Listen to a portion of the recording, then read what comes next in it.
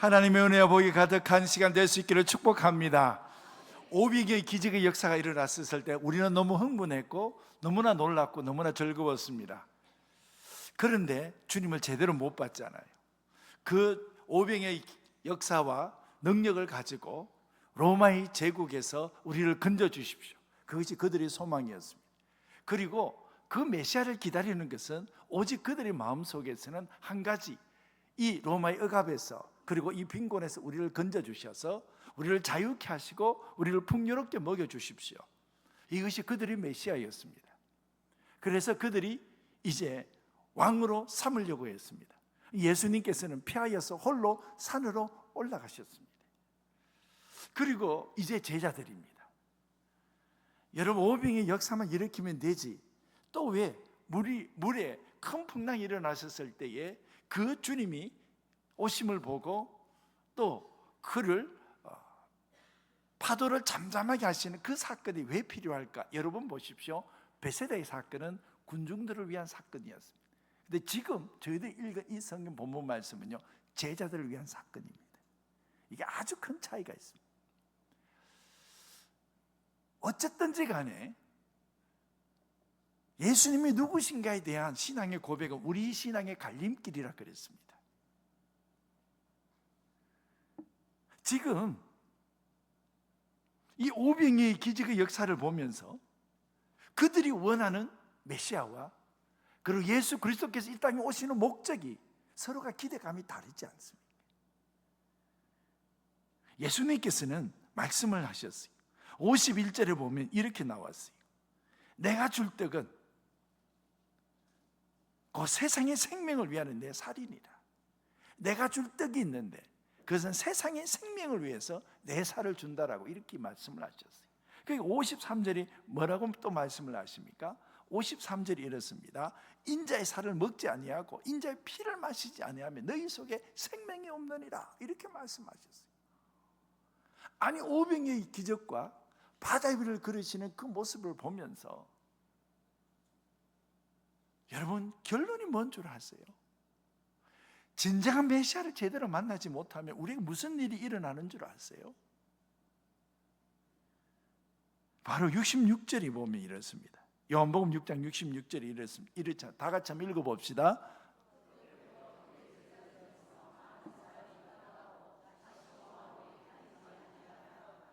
딱 결론이 내려지지 않습니까?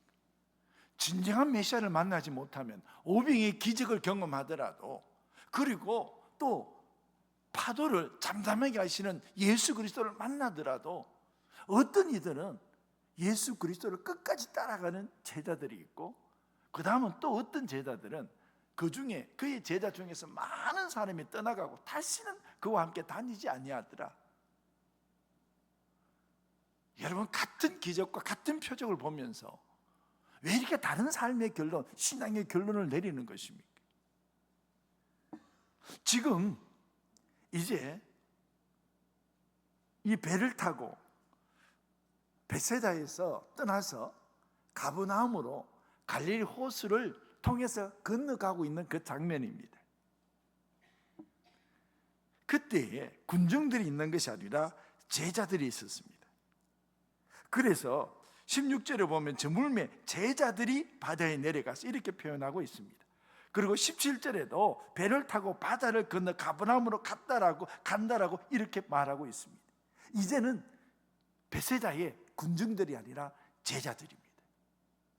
그 제자들에게 우리 주님이 이제 주님이 누구신가에 대해서 말씀하시는 그 장면들이 나오기 시작한다는 것입니다. 그래서 이제 가버나움을 향해서 베세다 들판을 내려와서 바닷가에 가서 배를 타고 이제 갈릴리 호수를 건너가고 있는 중입니다. 여러분, 삶이 다 순풍이지 않지 않습니까? 이제 목표는 가버나움인데 갈릴리 이 호수를 지나가고 있는데 다 순풍이 아니지 않습니까? 우리가 걸어가는 길이 딱 이와 같습니다. 신앙생활하는데 다 순풍의 길만 없습니다. 닥치고 그리고 겪어내는 상황들이 늘 바다와 같습니다. 제자들이 겪는 상황이 예사롭지 않습니다. 그래서 보니까 16절에 보니까 저물었다 이렇게 표현합니다. 여러분, 이 저물었다는 이 표현은요, 실제로 정확하게 딱 때를 기술할 때는 요한복음은 이제 이 사건을 통해서 새로운 일들이 일어나겠구나라는 표식입니다. 그리고 17절에 보니까 이미 어두웠고 이렇게 표현이 되어 있습니다. 그래서 배를 타고 바다를 건너 가버나움을 가는데 이미 어두웠다는 겁니다. 그런데 여러분, 17절에 보니까 또 다른 얘기들이 또 나오고 있습니다. 그게 어떤 내용입니까? 예수는 아직 그들에게 오시지 아니하셨더니 이렇게 나오고 있다는 것입니다. 여러분, 지금 이 배 안에는 예수님이 계시지 않으셨어요. 그냥 제자들만 있었어요. 예수님이 없는 상황이 얼마나 두려운 상황인가를 한번 보여주는 것입니다. 왜요? 그들은 저물었고, 그리고 17절에 이미 어두워졌다 이렇게 표현하고 있는데 일이 일어난 것입니다. 18절에 보면 큰 바람이 불어 파도가 일어나더라, 이렇게 파도가 일어나더라는 표현을 보니까 출발했을 때는 잠잠했던 것입니다. 그런데 가다 보니까 이제 큰 바람이 불어서 파도가 막 일어나기 시작했다는 것입니다.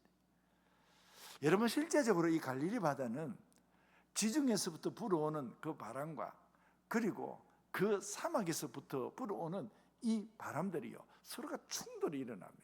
그러면 돌풍이 일어나는 경우들도 가끔 있었다는 것입니다. 이제 그들에게 참 이 일을 헤쳐나기 어려운 것이 딱 왜냐하면 이미 저물었고 이미 어두웠고 그리고 예수님은 계시지 않고 그리고 큰 바람이 불어서 물결이 일어났다.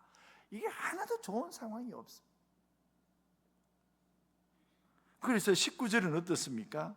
19절은 제자들이 노를 저어 10여리쯤 가다가 이렇게 표현하고 있습니다.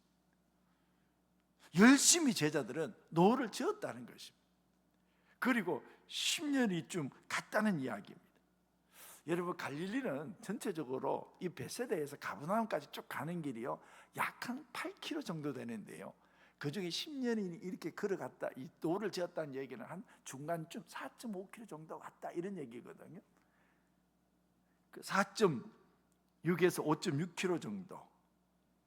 그런데 지금 여기에서 보면 여러분, 우리가 성경을 참 잘 봐야 됩니다. 왜냐 그러면 이 성경을 자유적으로 해석하는 사람들은 어떻게 해석하냐 그러면 방금 예수님께서 바다 위로 걸어오셨다 이런 표현들을 쓸 때요, 그건 예수님이 정말 바다 위로 걸어오신 게 아니고 그냥 갈릴리 해변으로 그냥 걸어오셨는데 우리가 보기에 잘못 바다 위로 걸어온 것처럼 느껴진 거다 이렇게 해석하는 사람도 있어요. 이게 어떻게 해석하냐 그러면 홍해를 걷는데도 그 홍해가 갈대숲이 많거든요. 그러니까 홍해를 건넜다 이렇게 표현하지 않고 홍해 물이 갈라졌다 이렇게 표현하지 않고 그냥 갈대숲을 그냥 지나갔다 이렇게 표현을 해요. 그렇게 해석한 사람이 있다니까요. 그러니까 어떤 사람이 손을 딱 들었어요. 아니, 갈대숲을 이렇게 이스라엘 백성들이 건너갔다 이러면, 아니 그러면 뒤따라오던 애국 군대들은 어떻게 다 죽었습니까? 이렇게 물어요. 답이 없어요, 여러분. 이게 계속 성경을 어떻게 표현하냐 그러면 예수님이 지금 하나님의 아들이시고 그분이 근본은 하나님의 동등됨이시고 그리고 그분은 우리의 메시아시라는 이 사실, 그리스도이시라는 이 사실을 드러내주는 신적인 신성한 능력이 있다는 것을 계속 보여주는 사건들이거든요. 근데 이걸 자꾸 인간적으로 자꾸 끌어들여서 자꾸 생각을 하는 겁니다. 왜요? 이해하기 쉽도록. 여러분, 하나님의 기적과 능력이 인간의 이해로 이해됩니까? 안 됩니까? 안 됩니다, 여러분. 지금 이제 예수님께서는 그 가운데 계시지 않으셨어요. 여러분, 우리가 살아갈 때에 예수님께서 그 배 안에 계시는 것과 계시지 않는 것이 얼마나 큰 차이가 있는 줄 아십니까? 여러분, 내 삶 가운데 내가 살아가다가 예수님께서 내 삶 가운데 계시는 것과 계시지 않는 것과 얼마나 많은 차이가 있는 줄 아십니까? 여러분, 정말 두려운 게 뭔 줄 아세요? 정말 두려운 것은 지금 큰 바람이 불어서 물결이 막 일어나서 어찌할 바 모르는 이런 상황이 두려운 것 맞아요. 근데 이것보다 더 두려운 게 뭐냐 그러면 배 안에 예수님이 계시지 않는다는 것이 너무나 더 두려운 것입니다. 여러분, 우리가 한번 여쭤봅시다. 여러분, 예수님이 계셔서 우리가 있는 겁니까? 우리가 있어서 예수님이 있는 것입니까? 확실하게 대답 안 하실래요? 여러분, 우리가 지금 이 장면을 보면서 뭘 지금 생각하고 있냐 그러면, 우리가 있음으로 해서 예수님이 계신 것이 아니고 예수님이 계심으로 우리가 있다는 겁니다. 여러분, 고린도전서 1장 30절에 보면 이런 말씀이 나와요. 고린도전서 1장 30절입니다. 너희는 하나님으로부터 나서 그리스도 예수 안에 있고 예수는 하나님으로부터 나와서 우리에게 지혜와 의로움과 거룩함과 구원함이 되셨다, 이렇게 나와 있어요. 여러분, 예수 그리스도가 계심으로 말미암아 우리에게 지혜가 있습니다. 예수님이 계심으로 말미암아 우리에게 의로움이 있습니다. 예수님이 계심으로 말미암아 우리에게 거룩함이 있습니다. 예수님이 계심으로 말미암아 우리에게 구원함이 있다는 것입니다. 예수님이 계심으로 내 인생 속에 일어난 사건들입니다. 예수님이 계심으로 내 안에 의로움과 거룩함과 구원함이 있다는 것입니다. 여러분, 그렇습니다. 내가 어찌할 바 할 수 없는 이런 상황 속에서 나 홀로 있지 않습니다. 예수님께서는 그곳에 찾아오십니다. 파도가 높게 일고 일렁이는 바다 위를 마치 육지처럼 걸어서 배에 접근하시는 예수님의 그 모습을 보게 되는 것입니다. 여러분, 제자들은 자기 힘으로 노를 지어가고 있지 않습니까? 자기 문제를 자기 힘을 가지고 막 노를 지어도 큰 바람이 불어서 물결이 일어나는 것 해결할 수 없습니다. 여러분, 있는 힘을 다해서 노를 짓습니다. 그런데 지칠 대로 지친 그들에게 사납게 물결치는 바다 위를 유유히 걸어오시는 예수님을 보게 되는 것입니다. 여러분, 이때 우리는 뭘 고백하는 것입니까? 여러분, 시편 48편 14절입니다. 여러분, 시편 48편 14절 저희들 우리 이 말씀입니다. 이 하나님은 영원히 우리의 하나님이시니 그가 우리를 죽을 때까지 인도하시리로다. 여러분, 영원히 우리의 하나님이십니다. 그가 죽을 때까지 인도해 주신다는 겁니다.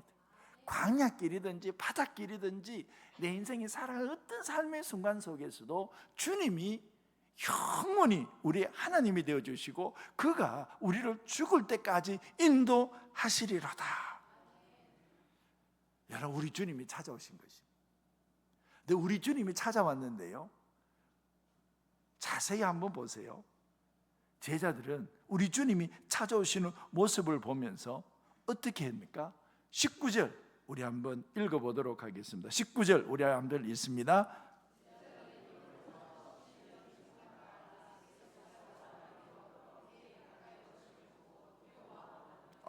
예수님이 지금 내가 어찌할 수 없는 상황 속에서 오셨어요. 그러면 여러분, 예수께서 바다 위를 걸어오셨어요. 그걸 봤어요. 그러면 이제 우리 살았습니다. 이제 예수님이 이제 우리 가운데 오시니 우리는 살았습니다. 이제 우리는 살 길이 열렸습니다 라고 외쳐야 될 거 아닙니까? 그런데 여러분 보십시오. 예수님이 누구신지를 제대로 알지 못하니까 두려워하잖아요. 예수님이 그들과 함께 없어서 그들이 두려운데, 이제는 예수님께서 그 어렵고 힘든 상황 속에서 주님이 오시니까 그들이 또 두려운 거예요. 예수님께서 땅 위를 돌아다니셨다 그러면 하나도 이상할 것이 없는데, 그분이 걸어서 다니시는 곳이 인간으로는 도저히 흉내낼 수 없는 바다 위를, 그리고 거친 파도가 휘몰아치는 그 물리를 걷고 계시니까 놀라운 겁니다. 그 두려운 겁니다. 아니 여러분, 예수님께서 조금 전에 오병이의 기적을 일으키셨잖아요. 그러면 여러분, 그분이 누구십니까? 그분은 하나님의 아들이십니다. 그분은 그리스도이십니다. 그러면 막 물결이 일어나는 그 바다 위를 걸어오신들, 그리고 자기 삶이 어찌할 수 없어서 그 두려움 속에 있는 그들 속에 주님이 찾아오셨으면 우리 같으면 어떻게 한다고요? 야, 이제 우리 살았다. 이제 우리 주님이 배 안에 오시고 이제는 우리가 살 길이 열렸다 라고 생각하면서 안도하면서 춤추고 기뻐했지 않겠습니까? 그런데 이들은 두려워했습니다. 왜요? 바다 위로 걸어오시니까 두려운 겁니다. 여러분, 이런 상황이 혹시 이해가 되십니까? 그런데 주님이 20절 아주 중요한 말씀을 하십니다. 20절 우리 다 같이 한번 읽습니다. 내니 나다, 이렇게 얘기해요. 두려워하지 말라. 여러분, 지금 성남 파도로 걸어오시는 분이 나다 이렇게 얘기하십니다. 아니, 내가라고 말하는 것이 누구십니까, 여러분? 내다 라고 표현하는 이 표현은요, 에고에이미라는 이 표현이거든요. 내가 나다, 내다 이렇게 표현하는 거거든요. 여러분, 이 표현은요, 나다 이렇게 표현하는 거는요, 하나님뿐이에요. 지금 너가 보고 있는 게 누군 줄 아느냐? 내가 하나님이야 이렇게 표현하는 거예요. 그런데 두려워하지 마라 이렇게 표현하는 거예요. 여러분, 이것은요 자주 요한복음에 등장하는 진술입니다. 이 내다 라고 표현하는 것은 하나님의 용어라 그랬어요. 여러분, 이 하나님의 용어를 예수 그리스도께서 쓰신다는 것은 어떤 의미입니까? 절대적인 신성을 드러내는 표현입니다.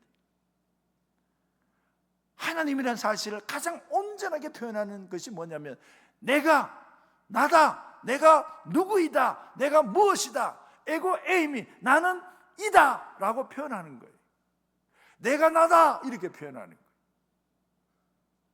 여러분, 이것은요 출애굽기 3장 14절을 보면 하나님께서 모세에게 이르시되 이렇게 말씀을 하시지 않습니까? 나는 스스로 있는 자다 이렇게 표현하잖아요. 나는 스스로 있는 자다. 이게 하나님 표현이에요. 이 표현을 누가 쓰시고 계신다고요?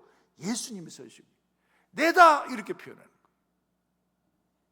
이것은요 요한복음 곳곳에 나오는 하나님에 대한 완전한 표현입니다. 요한복음 6장 35절에 보면 예수님께서 이렇게 말씀을 하세요. 요한복음 6장 35절에 나는 생명의 떡이다 이렇게 표현해요.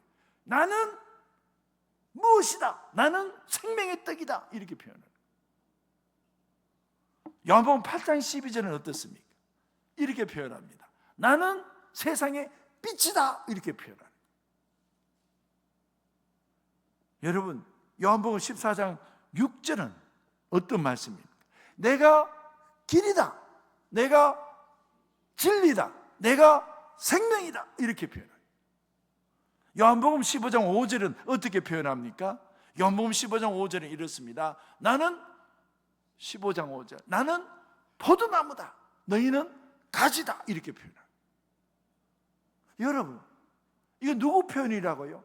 내가 하나님이라는 거예요. 요한복음은 바로 이것이에요. 내가 누군 줄 아냐? 내가 하나님이다. 내가 바다 위를 걷고 오는 것, 그 거친 풍랑 가운데서 걸어오는 나를 보면서 내가 두려워하지 마라. 왜? 내가 하나님이다 이렇게 표현해요. 그래서 두려워하지 마라 이렇게 표현하는 것. 여러분, 우리가 만나는 예수님은 하나님이신 줄로 믿습니다. 그래서 그분이 바다 위를 걸어온다 손 치더라도 우리를 두려워하지 않습니다. 그래서 도마의 신앙의 고백이 뭡니까? 주는 나의 주, 나의 하나님이시다 이렇게 고백하지 않습니까? 제자들은 예수 그리스도께서 누구신지 이제는 너희들은 베스다의 군중이 아니지 않느냐, 너희들은 나를 따르는 제자들이지 않느냐고. 너희들은 제자들이기에 바다 위를 걸어오시고 풍랑을 잠잠케 하시는 온 세상의 만물의 주관자이시는 그 예수 그리스도가 바로 하나님이요 하나님의 아들이시요 그분이 바로 그리스도라는 것입니다. 천하 만물의 주관자라는 겁니다. 신적인 권세와 능력이 있다는 것입니다. 여러분, 예수님은 로마 제국의 그 자유나 그리고 그 배고픔에서부터 건져내는 경제적 풍요로움을 주는 그런 메시아가 아니라는 것입니다. 제가 말씀을 드렸잖아요. 지난 시간에 말씀을 드렸잖아요. 여러분, 예수 그리스도가 누구신지에 대해서 자기가 고백하는 대로 신앙생활을 한다 그랬잖아요. 남미에 예수 그리스도는 억압의 해방자입니다라고 얘기하면 그는 해방신학자가 되는 거예요. 예수님은 경제적 부유를 해결하신 분이십니다라고 표현한다 그러면 그는 기독교 사회주의자가 되는 거예요. 예수님은 십자가에서 우리를 구원하시는 그리스도이십니다 라고 표현하면 예수 그리스도를 따라가는, 예수님이 구원자라고 고백하면서 따라가는, 그리고 자기 십자가 지고 가는 제자가 되는 것입니다. 여러분, 예수 그리스도가 누구시냐에 대해서 우리의 신앙의 갈림길이 서 있다고 말하지 않습니까? 지금 이 예수 그리스도께서는 그냥 내 삶에 일어난 많은 문제들만 해결해 주시는 분이 아니라는 겁니다. 그분은 십자가를 지셔서 그 피로 말미암아 나를 죄에서 구원해서 영원한 생명을 주시는 나의 그리스도, 나의 주, 나의 하나님이시라는 것입니다. 여러분, 이 신앙의 고백이 오늘로 하여금 온전한 그리스도인으로, 그리고 우리가 온전히 주를 따라가는 그리스도인으로 만들어낸다는 것입니다. 여러분, 그래서 우리 주님이 말씀하신 거예요. 내다 두려워하지 마라. 예수님을 확인한 거예요. 그러니까 여러분, 21절이 너무 행복한 거예요.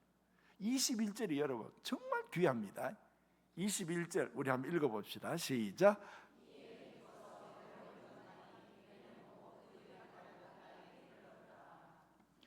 기뻤어.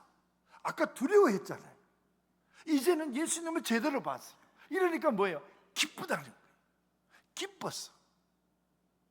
그래서 배로 영접했다 이렇게 표현. 여러분, 여기에 영접했다 이 표현이 얼마나 소중한 표현인 줄 아세요? 왜냐 그러면 영접하는 것, 예수님을 영접하니까 모든 문제가 다 여기서 결정이 나는 겁니다. 모든 이들의 결국 해결책은 뭐냐면 예수 그리스도를 영접하는 것입니다. 여기에서 모든 것이 다 해결이 나는 것입니다. 예수님께서 배에 오르시니까, 배로 영접하니까 여러분, 그들을 괴롭히던 모든 상황들이 그치지 않습니까? 그리고 예수님을 배로 영접하게 되니까 그 배가요 가고자 하는 목적지까지 이르게 되었다라고 21절에 말하고 있지 않습니까?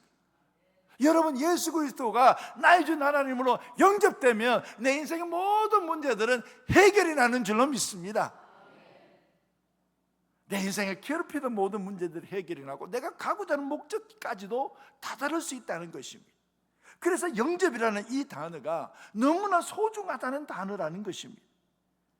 생명을 위협하던 거친 풍랑이 잠잠해지고 그들이 마침내 가려고 했던 그 가버나움의 목적지에 무사히 이르게 되는 역사가 일어난다는 것입니다. 여러분, 우리 인생 속에 예수 그리스도를 영접하게 되면 내 인생 속에 죄의 문제는 끊어지고 내 인생 속에 생명의 역사가 일어나고, 여러분, 예수 그리스도를 내 인생에 영접하면 세상의 나라는 끊어지고 영광의 나라가 내 삶 속에 생겨나는 줄로 믿습니다. 예수 그리스도를 영접하면 세상의 주인인 것이 끊어지고 이제는 하나님이 내 인생의 주가 되신다는 것이에요. 죄가 지배하는 죄의 세상이 끊어지고 이제는 예수 그리스도의 생명이 주관하는, 하나님의 은혜가 주관하는 하나님의 백성이 된다는 것입니다. 이게 영접이라는 단어 때문에 그렇습니다. 영접하면 여러분 모든 문제가 끝이 납니다. 영접했는데 아직까지 내 삶 속에서 죄가 주인 노릇하고 죄가 왕 노릇하는, 그래서 그 죄가 이끄는 대로 사망의 길로 걸어가는 자가 있습니까? 없습니다. 여러분, 예수님을 제대로 된 메시아로 바라보고 우리 주님이 말씀하셨던 것처럼 내 살을 먹는 자, 내 피를 마시는 자가 생명을 얻으리라. 이게 주님의 말씀이셨잖아요. 나는 생명의 떡이다. 여러분, 주님을 영접하게 되면 더 이상 목마르지 아니하고 영원히 목마르지 않는 생명의 생수를 얻는 역사가 일어날 줄로 믿습니다. 육신의 삶을 얻다든지 영적인 삶 가운데서는 영원히 생수가 흘러나오는 것입니다. 그래서 여러분, 우리들은 예수님을 영접하는 것, 배로 영접하는, 그들이 기뻤어. 배로 영접하니까 그들이 가는 곳까지 이르렀더라. 우리는 주님의 나라에 이르는 역사가 일어날 줄로 믿습니다. 그래서 여러분, 21절은 너무 소중하니까 한 번만 더 한번 보도록 하겠습니다. 다 같이 한번 읽습니다. 이에 기뻐서 배로 영접하니, 배는 곧 그들이 가려던 땅에 이르렀더라. 여러분, 우리가 살아가는 삶의 현장이 어느 장소입니까? 배 가운데 있어요. 아니, 갈릴리 바다 한가운데 있어요. 가다 보니까 풍랑도 만났어요. 하나님, 지금 우리 상황이 정말 힘들고 어렵고 도저히 앞이 보이지 않는 상황입니다 라고 말할지라도, 여러분, 배로 내 인생 속에 예수 그리스도를 영접하니 내 삶이 걸어가는 곳까지 이르는 역사가 일어날 줄로 믿습니다. 그래서 여러분, 우리는 시편 121편 1절 2절에 있는 것처럼 우리의 신앙이 딱 그것입니다. 내가 산을 향하여 눈을 들려 나의 도움이 어디서 올까? 나의 도움은 천지를 지으신 여호와에게서로다. 예수 그리스도를 기쁨으로 영접하니까 어느덧 배가 항구에 도달해져 있는 것입니다. 이걸 가지고 구약에서 말하는 곳이 딱 한 군데가 있어요. 딱 이 장면을 시편에서 아주 제대로 표현한 장면이 하나가 있어요. 그게 시편 107편 28절에서 30절의 말씀입니다. 28절이 이렇습니다. 이에 그들이 고통 때문에, 지금 바람이 막 풍랑이 일어나니까 너무 힘들고 어찌할 수 없었을 때, 그 고통 때문에 여호와께 부르짖으며 그가 그들의 고통에서 그들을 인도하여 내시고, 그리고 29절 우리 다 같이 한번 읽습니다. 광풍을 고요하게 하시고, 여러분, 광풍을 고요하게 하시고, 그리고 물결을 잔잔하게 하셨어요. 지금 딱 이 상황이잖아요. 거친 풍랑 속에서 예수님을 배로 영접했고, 그래서 이제 풍랑이 잔잔해졌어요. 광풍 고요하게 했어요. 그리고 여러분, 30절이 딱 이겁니다. 그 가는 곳까지 이르렀더라. 저희들 30절 다 같이 한번 읽습니다.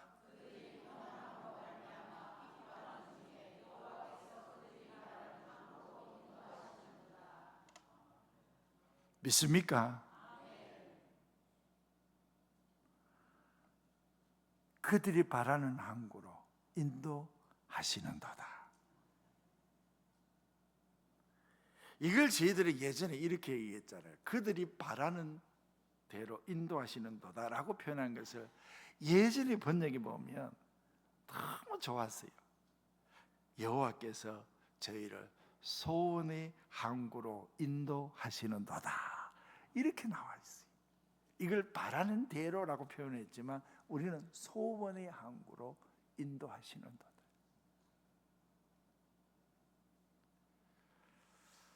자, 이제 말씀을 맺습니다.